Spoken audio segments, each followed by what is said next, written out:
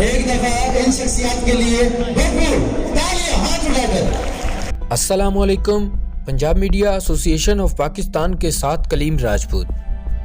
خبر شامل کرتے ہیں اکاڑا شہر سے، جہاں پر روٹیشن کا طریق ساز پروگرام کا انعقاد کیا گیا، جس میں مہمان خصوصی رانا خلیل ضمیر چیئرمین پنجاب میڈیا ایسوسی ایشن آف پاکستان تھے۔